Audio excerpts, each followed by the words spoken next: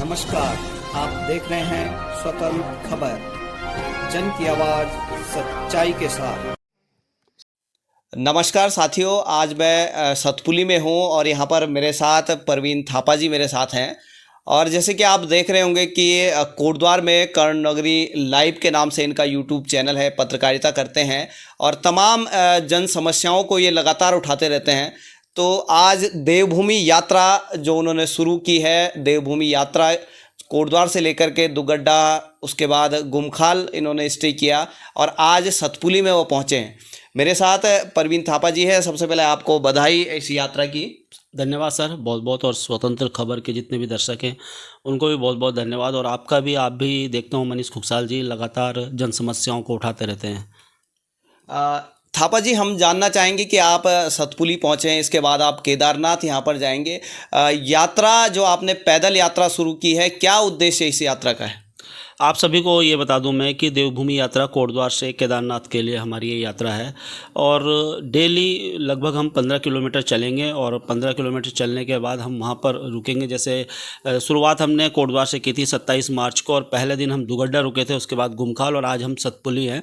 उद्देश्य यही है कि अगर हम पत्रकारिता करते हैं तो मैंने ये सोचा है कि जैसे हम लोग केदारनाथ जाते हैं, बद्रीनाथ जाते हैं और दूसरी जगह बड़े बड़े मंदिरों की तरफ हम जाते हैं तो बहुत सारी ऐसी पौराणिक चीज़ें, जैसे आप जानते हैं कि उत्तराखंड को देवभूमि कहा जाता है, कण कण में यहाँ पर भगवान वास करते हैं। तो उन मंदिरों को भी हमने एक्सप्लोर करना है जिनके बारे में शायद इतने लोग नहीं जानते हैं और उससे कुछ ना कुछ हम भी जानने, मैं भी जानने की कोशिश करूँगा और लोगों तक भी उन चीज़ों को पहुँचाऊँगा। और मेरी वजह से अगर उन छोटे जो मंदिर देखिए छोटे नहीं होते, पौराणिक चीज़ें, अगर मेरी वजह से 4 लोग भी वहाँ जाते हैं तो मैं सोचूंगा मेरी यात्रा सफल हुई है। और दूसरा उद्देश्य ये है, क्योंकि मैं पत्रकार हूँ तो जन समस्याओं को उठाने का भी काम करूँगा। 5 से 6 विधानसभा यहाँ पर पड़ेंगी तो उन वहाँ पर ये भी जानने की कोशिश करेंगे कि लोगों को किस प्रकार से सरकारों ने काम किया। और अगर कुछ ऐसे लोग भी हमें मिलते हैं जिन्होंने प्रेरणादायक कार्य किया तो उनको भी आपके सामने लाने का प्रयास हम करेंगे।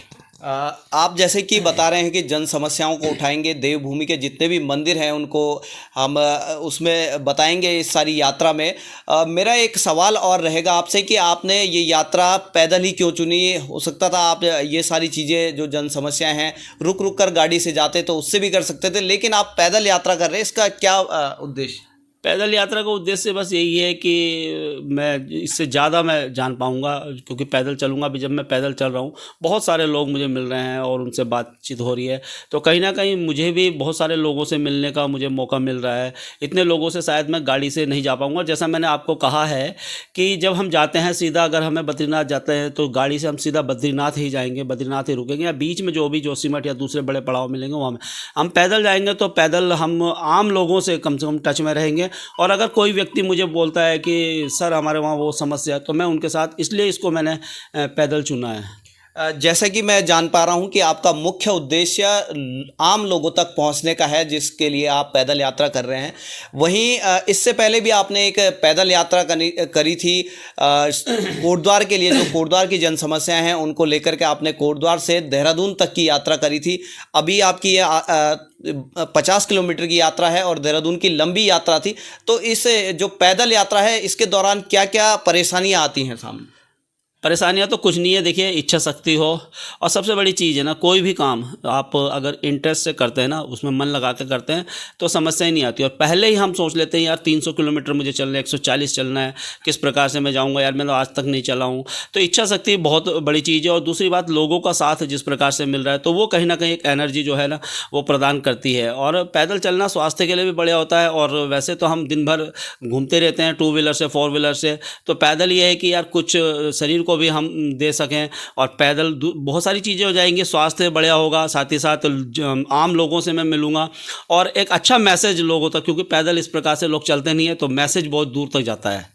थापा जी, जैसे हम ये भी जानना चाहेंगे कि इस यात्रा में जो काफ़ी लंबी यात्रा है और इस लंबी यात्रा में पैसे की भी बहुत ज़रूरत होती है, क्योंकि आप लंबे समय तक चलेंगे, इतने लंबे समय तक, और यात्रा में कहीं ना कहीं संसाधनों की आवश्यकता होती है। तो इन सारे संसाधनों को किस प्रकार से जुटा रहे हैं? नहीं सर, संसाधनों की तो बहुत ज़्यादा आवश्यकता होती है और सबसे बड़ी चीज़ है पहले इच्छा शक्ति है, और दूसरी चीज़ ये है कि पैसा मैटर जरूर करता है। और देख रहे हैं अभी तक जहाँ सतपुली तक अभी तक लोगों ने बहुत साथ दिया। आपको मैं बता दूं कि मुझे नहीं लगता कि मेरे बहुत ज़्यादा पैसे खर्च हुए हैं, क्योंकि जहाँ भी स्टे हुआ है लोगों ने मुझे यहाँ पर रुकवाया है।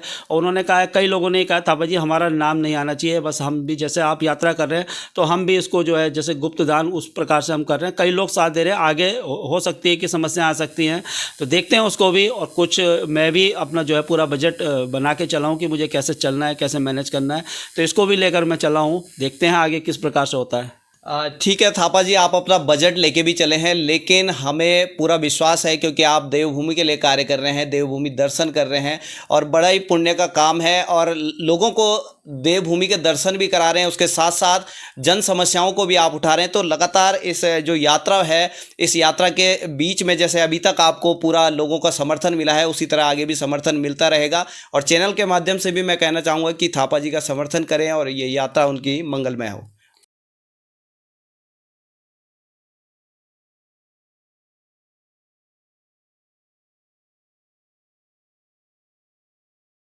अपने क्षेत्र की खबर के लिए चैनल को सब्सक्राइब करें, बेल आइकन दबाएं। सबसे पहले खबर को पाने के लिए